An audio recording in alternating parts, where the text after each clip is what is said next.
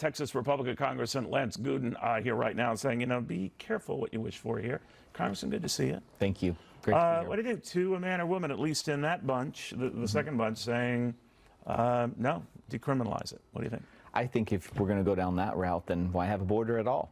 And using their logic, we shouldn't have a border. Just let everyone come in and take down the gates and get rid of the Border Patrol. That's what we're hearing from the other side. They want to open our borders and let lawlessness reign.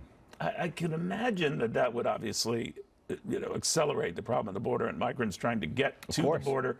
A lot of them were trying to clarify the next day that there's a distinction between decriminalizing and still, slapping them as a civil offense, but a civil offense is a lot better than a criminal charge. Yeah, this isn't like decriminalizing marijuana. This is a serious deal. I mean, we've encouraged border crossings to the point that we have this crisis, which, by the way, Democrats refused to even admit that we had up until recently.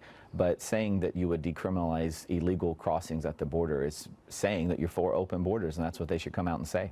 Right now, we have this, at the last minute, this $4.6 billion emergency funding measure that was bipartisanly approved in the House. It was essentially the Senate measure, also overwhelmingly bipartisanly approved. But Democrats stumbled through it. But House Democrats. House Democrats. So let me get your sense of, first of all, what will this money be used for?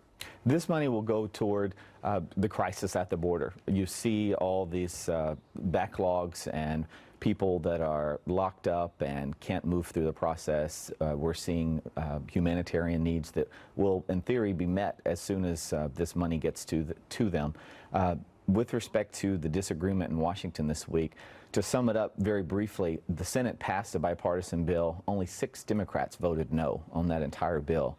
And House Democrats didn't like that. They wanted more. And so they stalled this. And then when they realized their back was up against the wall, they were forced to accept the deal reluctantly after sanctimoniously telling us that we Republicans needed to be bipartisan since January. They refused to be bipartisan up until the point when they realized they couldn't win. And so they had to accept the Senate. It's done. And a lot of the catalyst for them, maybe of their own making, was to focus, and maybe properly so, on all of these kids and those who risked their lives. The famous photograph of the father and daughter died crossing the Rio Grande, that ironically worked in favor of pushing this emergency measure through. What I want to know is how much of that will go toward more support with either more guards, more security officials, more help in dealing with this huge influx of kids. Sure. The answer is not enough with respect to border security. President Trump wanted more. We wanted more. But at the end of the day, this was what could pass, and it did pass. But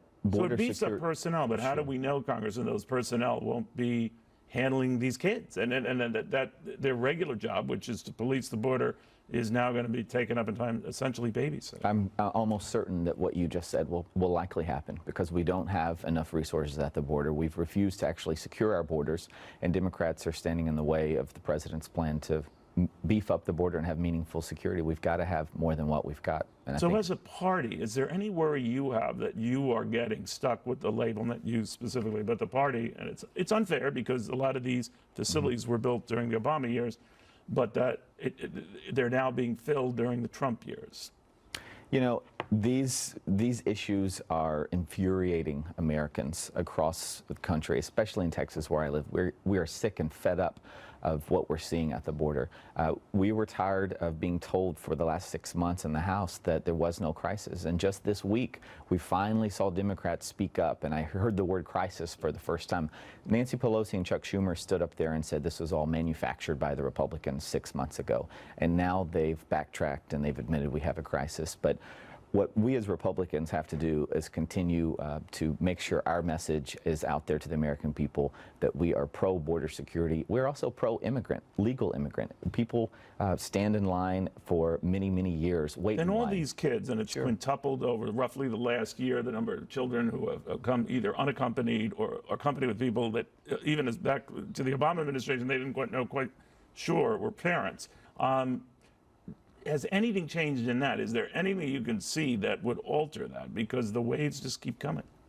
The waves keep coming because I believe we as Republicans, I wasn't in office yet, should have done more when we had the majorities. I hear that back home all the time. They say in President Trump's first term, in the first 2 years when we had majorities in Congress, Republicans should have done more to execute on the president's plan for border security. We didn't. I think we played it too safe and we lost in the midterms because of it. Do you think the delayed response is going to hurt you for 2020? I don't think so, because I think the Democrats are doing such a bad deal in the House that Americans will wake up once again. But I suspect that in 2021, when we retake both houses in Congress, we won't make the same mistake twice. So you take the House, you take the White House, you hold on to the Senate. That's Absolutely. okay. We shall see. Congressman, thank you very, very much. Thank you.